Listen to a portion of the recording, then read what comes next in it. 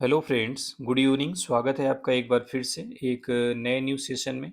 आज की डेट है 1 मार्च और ये द हिंदू की न्यूज़ है।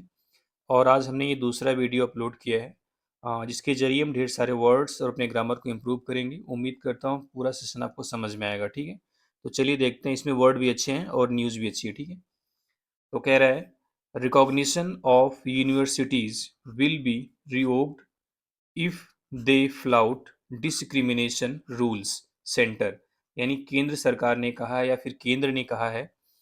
रिकॉग्निशन एक अच्छा वर्ड है जिसका मतलब यहाँ पे मान्यता से है। ठीक है, यानी रिकॉग्निशन ऑफ यूनिवर्सिटीज यानी जो विश्वविद्यालय हैं उनकी मान्यता विल बी रिवोक्ड। रिवोक मतलब होता है कैंसल करना। क्या होता है? कैंसल करना, यानी कि रद्द कर दी जाएगी, निरस्त कर दी जाएगी। इफ यदि, दे मतलब यूनिवर्सिटीज, फ्लाउट मतलब होता है कि डिसओबे करना। ठीक है, इसको आप बोल सकते हो to refuse to obey. To refuse to obey या फिर डिसओबे, एक ही वर्ड में आप बोल दो। ठीक है, यानी कि उल्लंघन करना। डिस्क्रिमिनेशन रूल्स यानी कि जो भेदभाव के नियम बनाए गए हैं उसको सेंटरिंग केंद्र सरकार ने क्या कहा है कि विश्वविद्यालयों की मान्यता कैंसल कर दी जाएगी, रद्द कर दी जाएगी यदि वे जो डिस्क्रिमिनेशन रूल्स यानी जो भेदभाव के लिए जो रूल्स बनाए गए हैं उसको उसका उल्लंघन करते हैं। ठीक है, अब देखो ये न्यूज़ की हेडलाइन थी। अब कौन से रूल बनाए गए हैं, क्यों ऐसी बात हुई है, क्या कुछ हुआ है, इस न्यूज़ में हम जानेंगे डिटेल में। तो शुरू करते हैं, न्यूज़ मैटर करते हैं, देखते हैं। वीडियो अगर आपको पसंद आता है तो वीडियो को लाइक करिए, कमेंट करके जरूर मोटिवेट करिए। ठीक है, the union government inform the supreme court on Friday. यानी केंद्र सरकार ने इन्फॉर्म मतलब सूचित किया किसको? द सुप्रीम कोर्ट को ऑन फ्राइडे, फ्राइडे को। ठीक है, आप कोशिश करिए कि हर सेंटेंस में आपको सब्जेक्ट और उस सब्जेक्ट के साथ जो वर्ब है उसका कॉम्बिनेशन पता होना चाहिए। ठीक है, यहाँ पे इन्फॉर्म V2 हो गया। केंद्र सरकार ने फ्राइडे को सुप्रीम कोर्ट को इन्फॉर्म किया, सूचित किया। क्या कहा? दैट की a new set of regulations. यानी कि रेगुलेशंस का मतलब आसान वर्ड में आप बोलो कि रूल्स। ठीक है, यानी नियमों का एक नया सेट। सेट मतलब एक तरीके से जिसमें ढेर सारे नियम हो, यानी कि रेगुलेशंस यानी रूल्स का एक नया सेट। कैसा रेगुलेशन है, कैसा नियम है? To wipe out discrimination. Wipe out मतलब होता है कंप्लीटली समाप्त करना किसी चीज को। यहाँ पे डिस्क्रिमिनेशन को समाप्त करने की बात कर रहा है, यानी भेदभाव को। ठीक है, यानी भेदभाव को समाप्त करने के लिए, स्पेशली खास तौर पर, विशेष रूप से, on the basis of religion और कास्ट, यानी धर्म या जाति के आधार पर।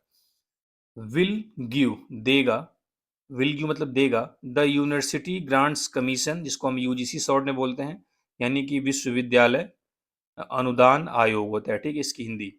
टीथ एंड पावर मतलब शक्ति होती है। ठीक है, किसकी शक्ति?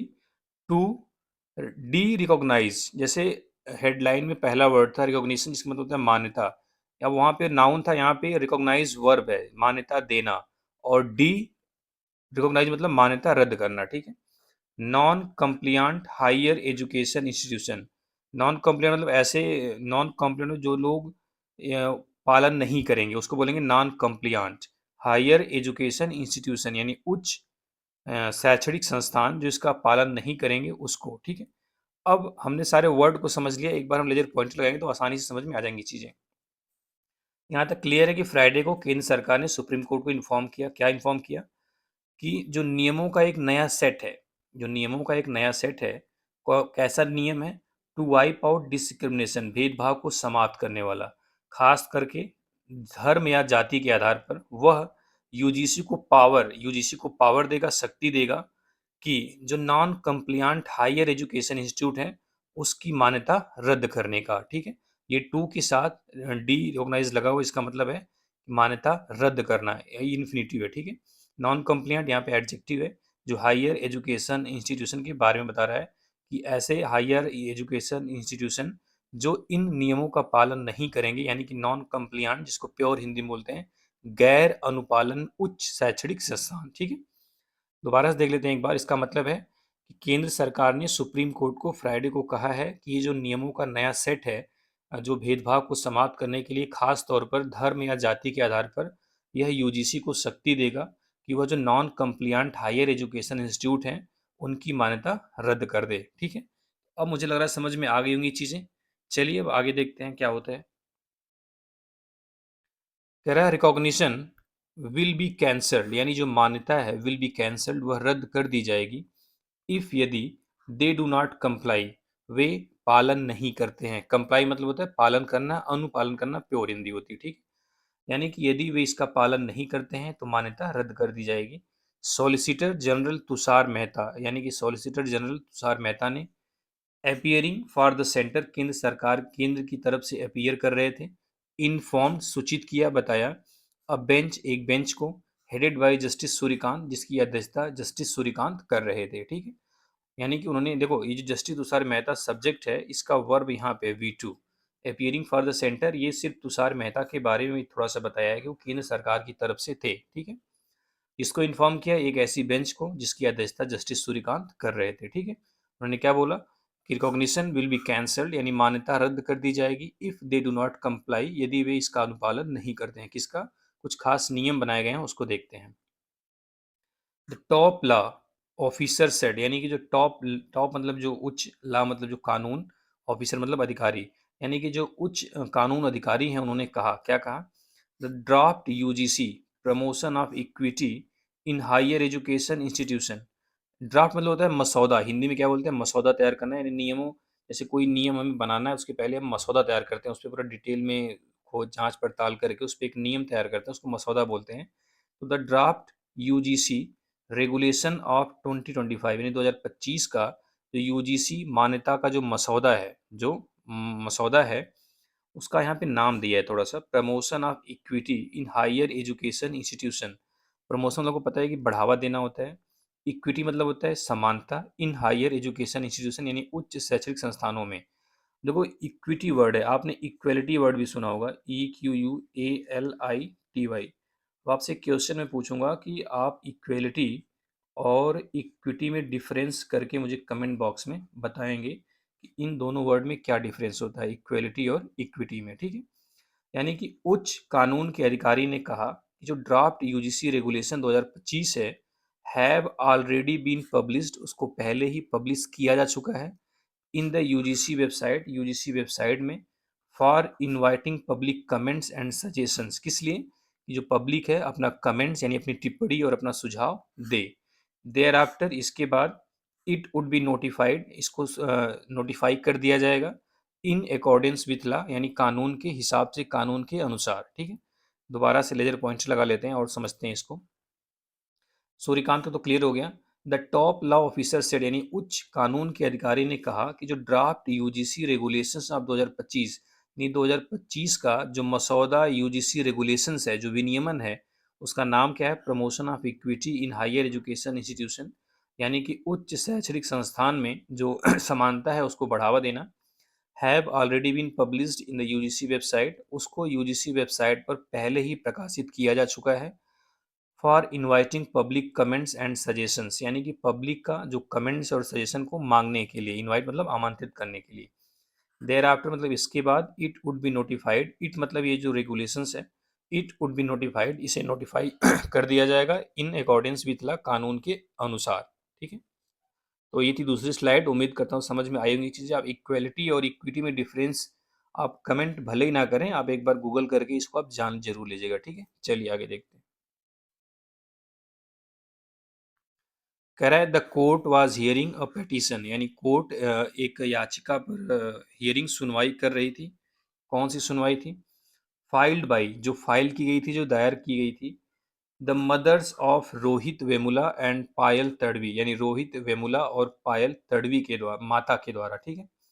Represented by senior advocate Indira Jaising and advocates Prasanna S and Disha Wadekar, और इसको रिप्रेजेंट कर रहे थे हमारे सीनियर एडवोकेट यानी सीनियर वकील इंदिरा जयसिंह, एडवोकेट्स प्रसन्ना एस और Disha Wadekar, who had appealed to the supreme court, जिन्होंने सुप्रीम कोर्ट से अपील किया था, टू एक्ट, काम करने के लिए, against the rampant caste discrimination in university, यानी विश्वविद्यालयों में।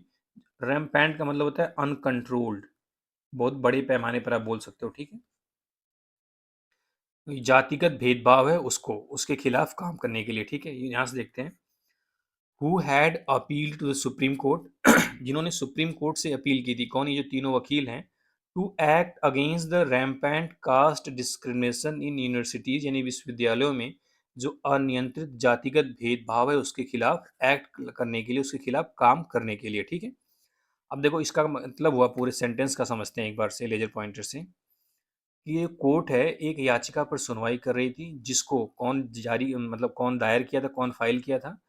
रोहित वेमुला और पायल तडवी की माताओं ने। ठीक है, यानी दो लड़कियां, उनकी माताओं ने, जिसको रिप्रेजेंट कर रहे थे सीनियर एडवोकेट इंदिरा जयसिंह और एडवोकेट प्रसन्ना एस और दिशा वाडेकर।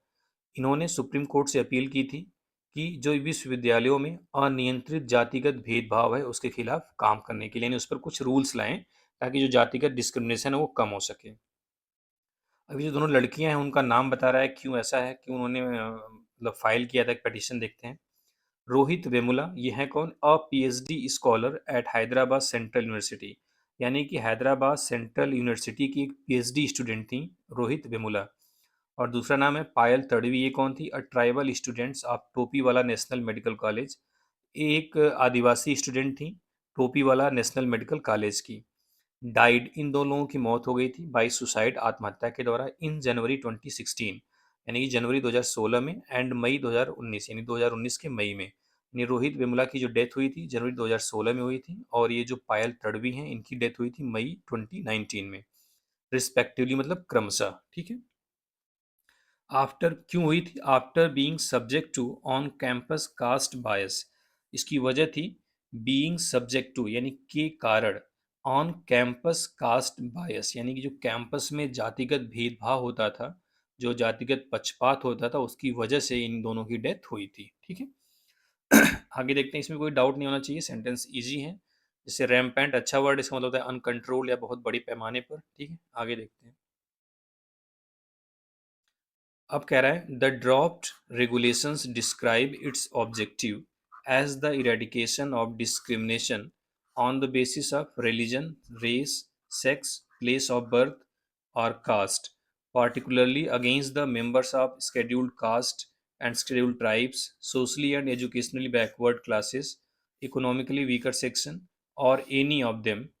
यहाँ तक देख लेते हैं। ठीक है, सेंटेंस थोड़ा बड़ा हो रहा है। कह रहा है ये जो ड्राफ्ट रेगुलेशंस है, यानी जो मसौदा विनियमन है, जिसको हम बोलते हैं एक तरीके से आप समझो जो रूल्स बनाने की कोशिश की जा रही है, डिस्क्राइब इट्स ऑब्जेक्टिव, यानी अपना जो ऑब्जेक्टिव, जो अपना उद्देश्य है वह बताता है। क्या बताता है? किस रूप में? As the eradication of discrimination, इन भेदभाव का समापन, भेदभाव को समाप्त करना। इरेडिकेट मतलब कंप्लीटली डिस्ट्रॉय करना, कंप्लीटली समाप्त करना। ठीक है, ऑफ डिस्क्रिमिनेशन, भेदभाव को, on the basis of religion, यानी जाति के आधार पर, रेस मतलब होती है नस्ल के आधार पर, सेक्स मतलब लिंग के आधार पर, प्लेस ऑफ बर्थ मतलब जो जन्म स्थान है उसके आधार पर, और कास्ट या जाति के आधार पर। यानी उन्होंने बोला कि ये जो ड्राफ्ट रेगुलेशंस है, यानी जो ये मसौदा विनियमन है, वह अपना उद्देश्य बताता है, डिस्क्राइब करता है। क्या उसका मेन ऑब्जेक्टिव, क्या उसका मेन गोल क्या है?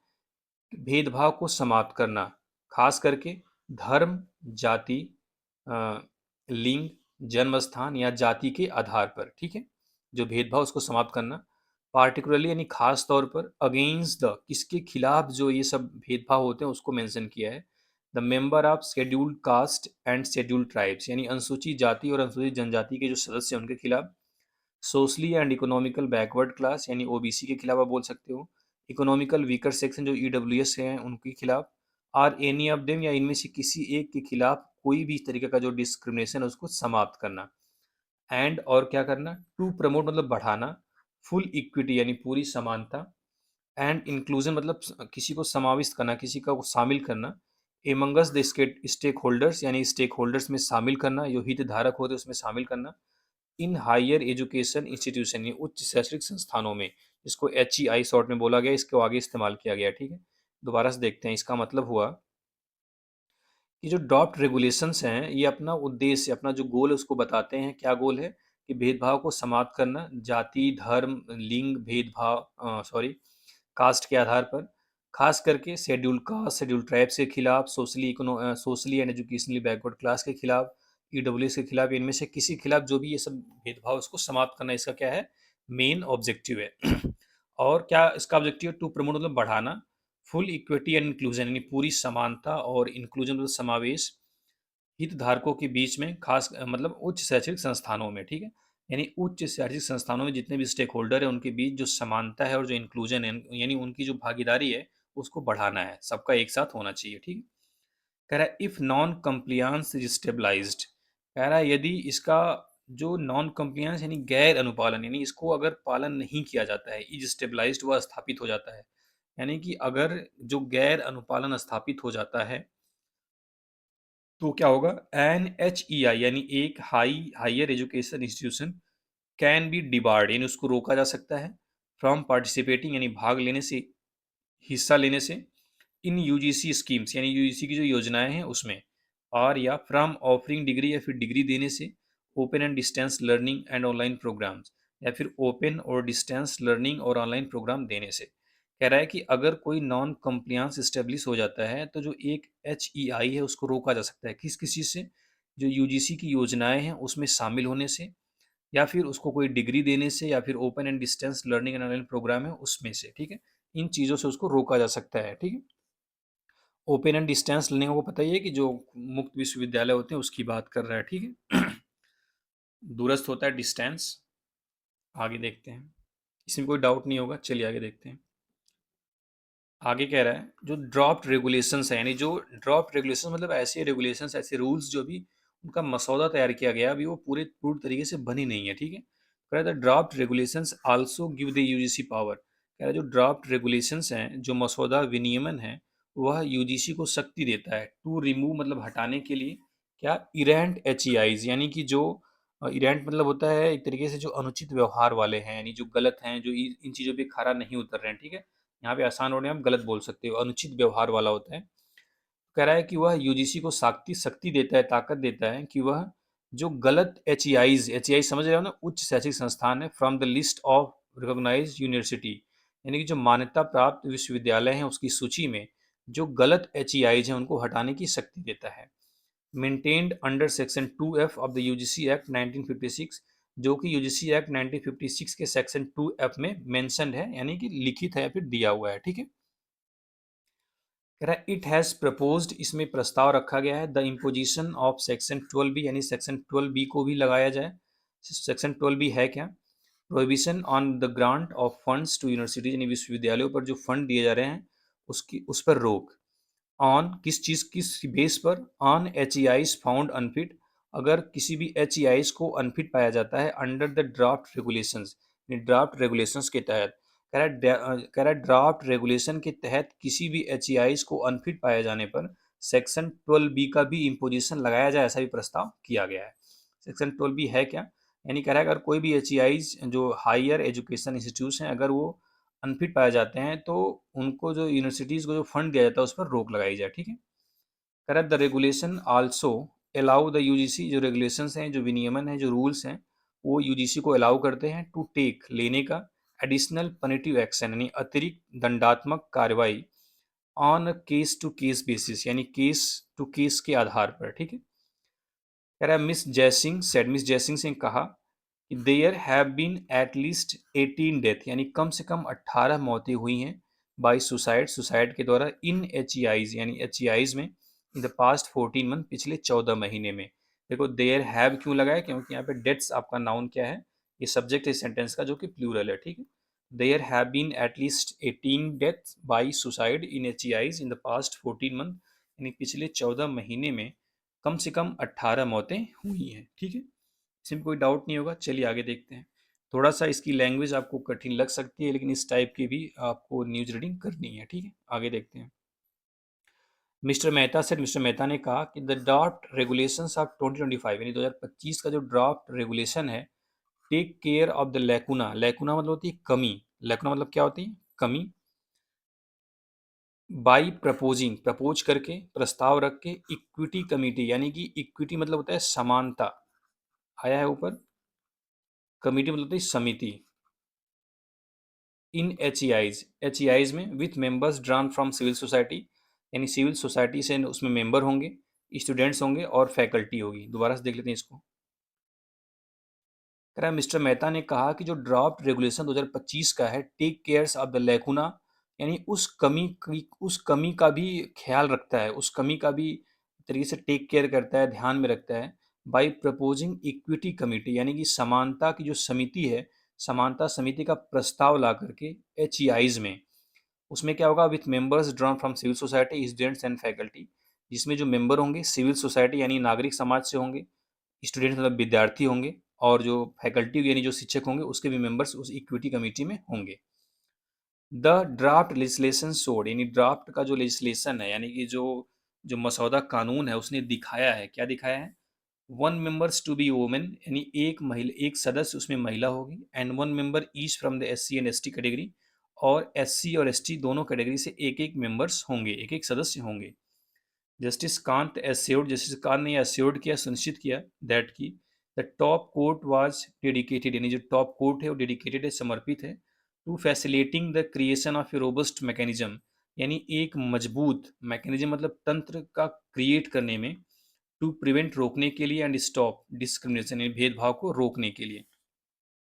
उन्होंने बोला कि जो टॉप कोर्ट है, सॉरी जस्टिस टॉप कोर्ट, यानी जो टॉप कोर्ट है, यानी कि एक तरीके से आप सर्वोच्च न्यायालय बोल सकते हो, वह डेडिकेटेड है, समर्पित है, रोबस्ट मैकेनिज्म तैयार करने में, किस लिए, रोकने के लिए, डिस्क्रिमिनेशन भेदभाव यानी भेदभाव को रोकने के लिए, एक मजबूत तंत्र तैयार करने के लिए, जो फैसिलेशन है, जो सुविधा देनी है, उसके लिए क्या है, डेडिकेटेड है, प्रतिबद्ध है। ठीक है, रोबस्ट मीन्स होता है मजबूत, लैकुना मीन्स होती है कमी। आगे देखते हैं, कह रहा है देयर हैव बीन वायलेशंस, यानी उल्लंघन हुए हैं, वायलेशंस मीन्स क्या होता है, उल्लंघन। कंप्लियांस इज लो, यानी जो अनुपालन है वो कम है, यानी कि जो मानी जानी चाहिए चीज वो कम है। प्रोबेबली मतलब संभवतः, it may have been due to the lack of sufficient teeth and power for the UGC, कह रहा है प्रोबेबली संभव, इट मे हैव बीन ये हुआ होगा, ड्यू टू मतलब के कारण, lack of sufficient teeth and power, यानी जो पर्याप्त शक्ति है उसकी कमी, फॉर द यूजीसी यूजीसी के लिए, इसका मतलब है जो यूजीसी के पास पर्याप्त शक्ति और अधिकार की जो कमी है उसकी वजह से ये सारी चीज़ें हुई होंगी। कौन सा, उसकी वजह से वायलेशन हुए होंगे, उसकी वजह से जो कॉम्प्लियांस है वो लो है। क्यों, क्योंकि यूजीसी के पास अभी जितनी शक्ति होनी चाहिए उतनी नहीं है, उसका लैक है, उसकी अभाव है। ठीक है, कह रहा है वंस यूजीसीज हैंड और स्ट्रेंथन, कह रहा है एक बार अगर यूजीसी के जो हाथ हैं उनमें ताकत आ जाए, स्ट्रेंथन उनको मजबूत कर दिया जाए, स्पेशली खास करके to cancel the recognition of HEIs, यानी कि जो ताकत कैसे प्रदान की जाएगी, खास करके specially to cancel the recognition of HEIs, यानी उच्च शैक्षिक संस्थानों की मान्यता रद्द करके, things will start moving in the right direction, जो चीज़ें हैं वो सही दिशा में आगे बढ़ना शुरू हो जाएंगी। Justice Kant address mister Jaising, justice Kant ने मिस्टर जयसिंह को एड्रेस किया। मिस जयसिंह सेठ ने कहा, the IITs and the IIMs and some of the national law schools had not even responded to a communication by the UGC। उन्होंने क्या बोला जयसिंह ने, कुछ IIT और जो कुछ IIM है, और कुछ नेशनल लॉ स्कूल यानी जो राष्ट्रीय जो कानून के विद्यालय हैं, हैड नॉट इवन रिस्पॉन्डेड, उन्होंने अभी तक रिस्पॉन्ड नहीं किया है, टू अ कम्युनिकेशन, उस कम्युनिकेशन का, बाय द UGC, जो UGC ने किया था। किस बेस पर, on the basis of January 3, यानी 3 जनवरी के आधार पर, 3 जनवरी का जो आदेश था कोर्ट का, उसके आधार पर, सीकिंग डेटा, जिसमें डेटा की मांग की गई थी, on the equal opportunity cells, यानी इक्वल जो समान अवसर का सेल्स है उसके सेटअप की, बाय द HEIs, यानी HEIs के द्वारा। दोबारा से देखते हैं सेंटेंस को, थोड़ा सा कठिन लग सकता है, ये जो ऑन द बेसिस है ना, इसको रोक दो थोड़ा सा। जय सिंह ने कहा कि कुछ IITs, IIM और कुछ राष्ट्रीय जो लॉ स्कूल है, यानी जो विधि के कानून है, जो कानून का स्कूल है, had not even responded to a communication by the UGC seeking data on the equal opportunity cell set up by the HEI, यानी HEIs के द्वारा जो इक्वल अपॉर्चुनिटी सेल्स का सेटअप के लिए जो डेटा की मांग की गई थी, उसका अभी तक उन्होंने कोई रिस्पॉन्ड नहीं किया है, यूजीसी ने मांग की थी। ठीक है, और मांग किस बेस पर की थी, on the basis of January 3 order of the court, यानी कोर्ट का 3 जनवरी के आदेश के आधार पर। ठीक है, उसका भी कोई रिस्पॉन्ड नहीं किया था। तो ये थी छोटी सी न्यूज़ द हिंदू की, उम्मीद करता हूँ समझ में आई होंगी, हो सकता है ये न्यूज़ थोड़ी सी टफ लगे लेकिन इंपॉर्टेंट है। ठीक है, चलिए, थैंक यू वेरी मच।